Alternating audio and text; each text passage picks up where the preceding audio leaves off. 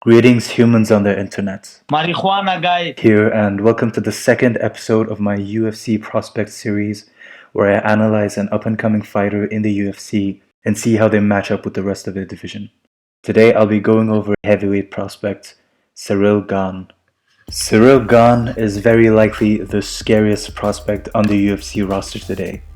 He's an extremely technical and proficient striker who presents a lot of rare qualities and talents to the heavyweight division. He comes from a background of kickboxing where he went 7-0 as a professional before deciding to transition over to MMA, where he has since gone 6-0. He also regularly trades punches with Francis Ngannou, like it's no big deal.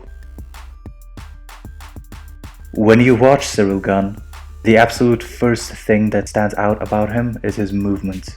He's shockingly light and nimble for a heavyweight.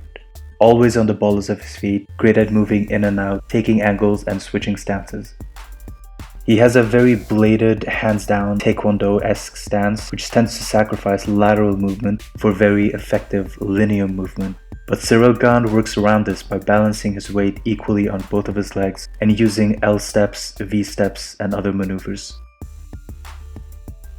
Cyril is also a very well-rounded striker, utilizing all forms of strikes with great proficiency.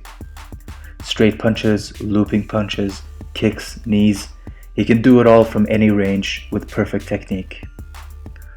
All of this is built upon a solid foundation of defense and is further complemented by his excellent sense of timing and distance, being able to fight well at any range, although he prefers sticking and moving on the outside, as he almost always has a length advantage over his opponents. Another rare quality that Cyril has is his cardio. Though he's never went the full distance in a 5-round fight, he has shown the ability to fight for 10 to 15 minutes at a fast pace and not slow down significantly. The biggest and most glaring weakness in Cyril's striking is his way of closing the distance. He has a bad habit of overreaching or lunging in with long punches, dropping his opposite hand in the process. He kind of remedies this by exiting at an angle and rolling with any strikes thrown at him, but I think a good striker could still intercept him as he's coming in on them.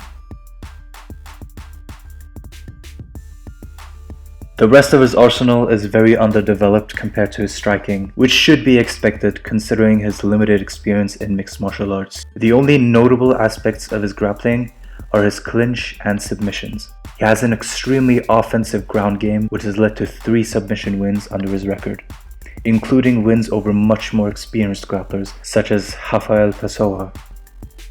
He's also displayed a good clinch game against the cage, being able to frame on the opponent, trapping their wrist, using his length and physicality to effectively control his opponent. Beside his explosive double legs, his takedowns aren't executed very well, and usually he finds himself not being able to properly break the opponent's balance. That being said, this does demonstrate that he is a fast learner and a true student of the game.